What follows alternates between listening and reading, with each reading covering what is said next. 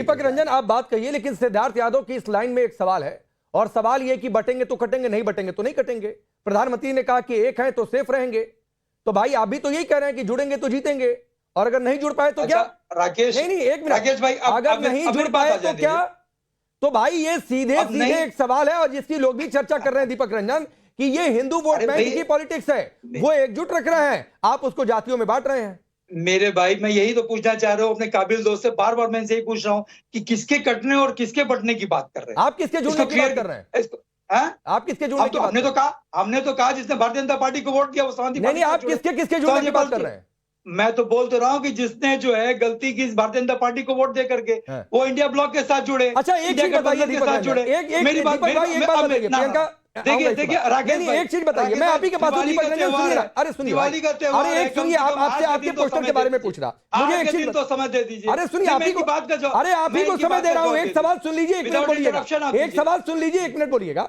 ये जुड़ेंगे तो जीतेंगे का जो नया पोस्टर है, ये नारा किसके लिए? पीडीए के लिए है, एमवाई के लिए, किसके लिए है नारा?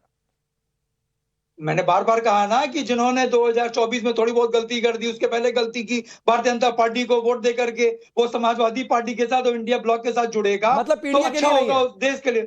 मतलब पीडीए के लिए नहीं होना रहा।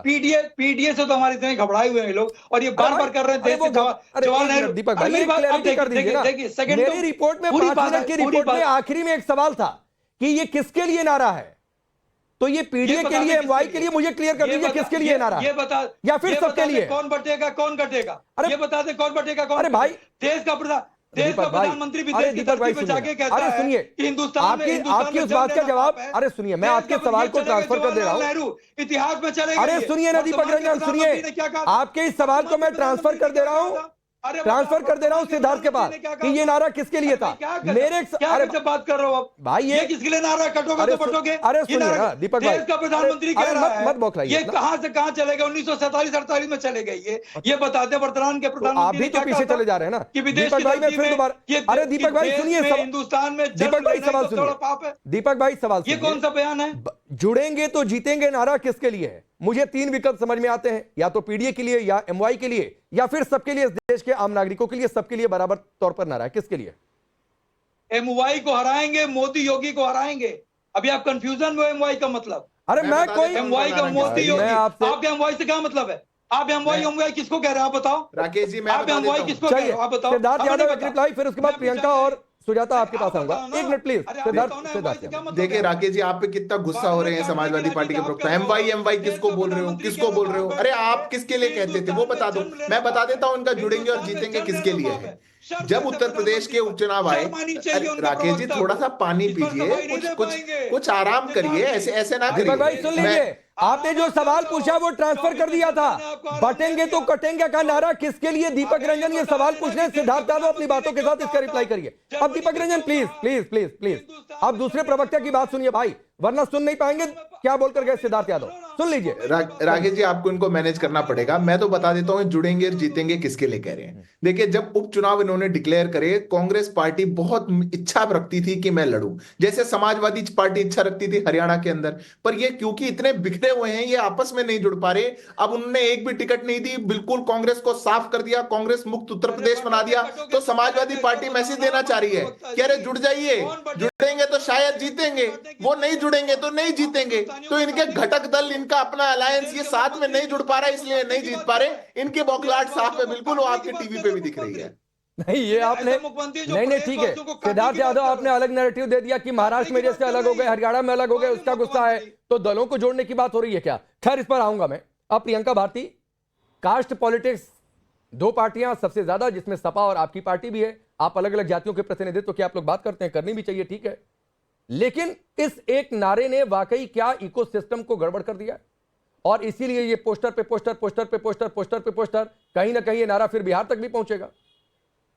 देखिए, जो महोदय नारा दे रहे हैं बटेंगे तो कटेंगे, सवाल तो यही होगा ना, बांटा कितने कैटेगरीज में और किन्होंने? 3000 जातियों में बांटा, 25,000 उपजातियों में बांटा, और बांटने के बाद ही हमें काटा पानी पीने पर, काटा कुएं पे हाथ लगाने पर, कभी काटा घोड़ी चढ़ने पर, कभी काटा विद्यालय में जाने पर, और आज सिस्टमैटिकली काट रहे हैं। अयोध्या में दीपोत्सव हुआ था, अभी वही जो वीडियो आपका चैनल चला रहा था, उसी वीडियो की मैं बात करूंगी बाद में। अभी अयोध्या में दीपोत्सव का कार्यक्रम हुआ, अयोध्या के सांसद को ही नहीं बुलाया गया। अवधेश प्रसाद को इन्होंने क्यों नहीं बुलाया? क्योंकि अवधेश प्रसाद जी पासी समुदाय से आते हैं, दलित समुदाय से आते हैं, और वहां आते तो इनका कार्यक्रम किसी तरह से भंग नष्ट हो जाता, क्योंकि दलित व्यक्ति वहां पर आ जाता। वहां इनको बटना कटना नहीं दिख रहा था। अभी उसके बाद मैं आगे की बात करती हूं। वहां जो वीडियो आप चला रहे थे, उसी वीडियो में एक शब्द का इस्तेमाल किया योगी आदित्यनाथ जी ने सीएम रहते हुए, तो वो था हरिजन। 1982 में केंद्र सरकार ने ही एडवाइजरी जारी करके इसको इलीगल किया था कि कोई शब्द का इस्तेमाल ना करे। SC/ST प्रिवेंशन एक्ट के तहत योगी आदित्यनाथ पर केस हो सकता है, 1989 एक्ट के तहत, जिन्होंने हरिजन शब्द का इस्तेमाल किया। दलित हरि के जन हैं, और योगी आदित्यनाथ किसके जन हैं? शैतान के जन हैं। दूसरे का डीएनए बता रहे थे वो कि दुर्योधन का डीएनए है, रावण का डीएनए, उनमें किसका डीएनए? जाके जांच करवाएंगे। प्रियंका भारती, एक मेरा छोटा सवाल है जो आपने कहा सिद्धार्थ यादव जवाब देंगे, क्योंकि पिन पॉइंटेड आपने सीएम योगी पर बात कही है, पिन पॉइंटेड आपने सीएम योगी पर बात कही है। बात कंप्लीट करने दीजिए। हाँ नहीं, मैं आप ही के पास एक सवाल ऐड कर दे रहा हूँ। प्रियंका भारती एक सवाल ऐड कर दे रहा हूं। ठीक है, मटरू बिंद कौन है पता है आपको?